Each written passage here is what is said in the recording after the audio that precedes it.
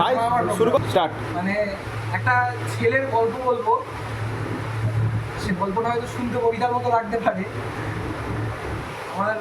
আমি খুব রিলেট করতে পারি আমার সঙ্গে সেই ছেলেটাকে, ওই জন্য যে কবিতাটা বলবো। আমার এরকম অনেক ছেলে আছে যারা হয়তো মানে জীবনে বিরাট কিছু হয়তো করতে পারেনি, কিন্তু পাশের বাড়ির লোকটা মরে গেলে বা তার ব্লাডের প্রয়োজন হলে এরকম পাড়ার কিছু স্বর্ণছাড়াদেরই প্রয়োজন হয়। সেই ছেলেগুলো যদি কখনো পেটের তাগিদে ইন্টারভিউ দিতে যায়, সেই ইন্টারভিউয়ের কাছে কী বলে, সেরকম একটা গল্প এটা আমি একটু বলছি। গলাটা ভেঙে গেছে, শুনতে কেমন লাগে জানি না, ভুল ত্রুটি মার্জনা করে দেবেন। আপনি যদি ইন্টারভিউ হন, স্যার আমি পারবো, স্যার আমি টাইম নট বাঁধতে পারি না, কিন্তু কোন বাস শ্রীরামপুরি লেনে দাঁড়ায় এক্ষুনি বলে দিতে পারি, গুমঘর লেনটা ঠিক কোথায়। আমি শিমুল গাছের পাতা চিনি স্যার, আমার বন্ধুরা বলে আমি হেভি কথা বলতে পারি। রাধা স্টোর্সের মালিকের কাছ থেকে 25 টাকা চাঁদা একমাত্র আমিই তুলে দিতে পারি স্যার। এখান থেকে এক টিপই ল্যাম্পপোস্টের আলো ভেঙে দিতে পারি এক্ষুনি।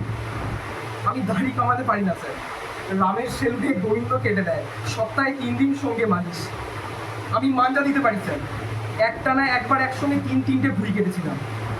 রাত্রিবেলা কুমার সঙ্গে মোমবাতি সেট করে ঘুড়ি ওড়াতে পারি স্যার। সাবনদার দোতলার বারান্দায় পাইপ বেয়ে উঠে বল পাড়তে হয় আমাকে, মানে একবার বল পাড়তে গিয়ে বিবসনা বৌদিকে দেখেও চোখ ফেরাতে পারি স্যার। বঙ্গবিদ্যালয়ে পড়তাম তো, ইংরেজিটা বুঝতে পারি, বলতে পারি না, কিন্তু একবার এক সাহেবকে নিমতলা ঘাটের রাস্তা দেখিয়ে দিয়েছিলাম বাংলাতেই। বল কালেকশনটা ভালো হলে মাধ্যমিক অঙ্কে লেটারটা হয়ে যেত। যাই হোক, 3টে টিউশনই করি স্যার, একটা ছাত্রী এইবার ক্লাসে 5th হয়েছে। আমি 100 মিটার দূর থেকে বাসের নাম্বার একদম ঠিক করে দিতে পারি, পিছনের কেটে ঝুলতে পারি অনায়াসে। জলের ট্যাঙ্কের উপর এক হাতে ভর দিয়ে স্কুলের পাঁচিল টপকাতে আমার সঙ্গে জুড়ি মেলা ভার ছিল স্যার। অশোককে কেন মহামতি বলা হয়, একবার ক্লাস 5-এ পড়েছিলাম, তবুও মাধ্যমিকে 4 পাতা লিখেছি, এখনও পারি। আমি মদ খাই না, কিন্তু একবার পাড়ার গোয়াজোলাইকে মাতার সেটে প্রাইজ পেয়েছিলাম। আমি সম্মুখে বুঝি পাতা খাওয়া ছাড়িয়ে দিয়েছি স্যার। শ্যামলা তার দাদার একটা নিরীহ পাগলকে বাঁশ পেটা করছিল, আমি একা ওদের আটকেছি স্যার।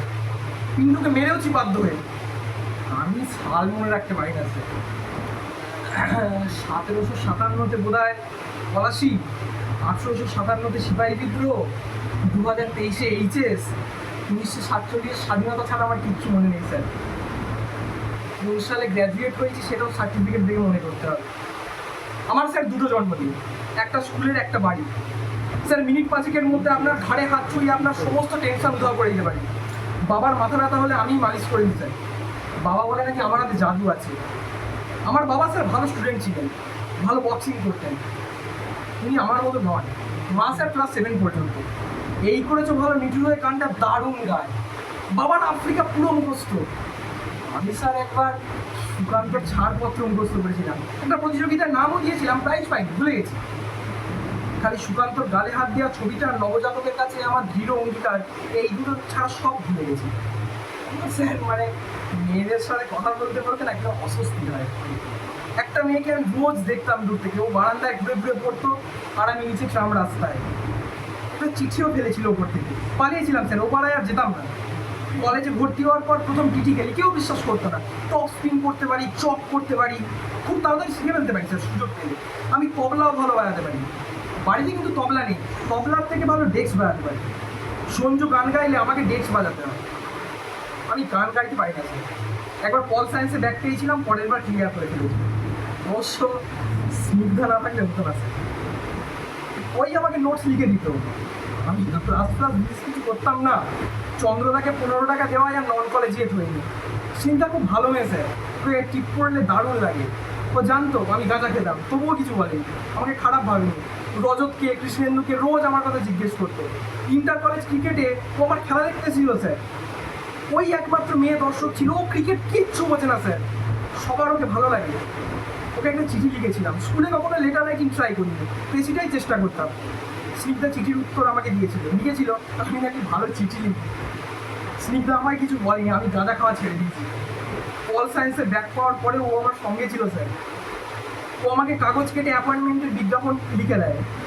তো স্যার স্নিগ্ধার জন্য আমি স্যার আজকে দাড়ি কামিয়েছি, শার্টটা ইস্ত্রি করেছি মাকে দিয়ে, সুজিতকে দিয়ে টাইম নট বাঁধিয়েছি। স্যার টাইটা দাদুর কাঠের আলমারিতে ছিল। আমি স্যার তুবড়ি বানাতে পারি, হাতে রেখে চকলেট বোম বানাতে পারি।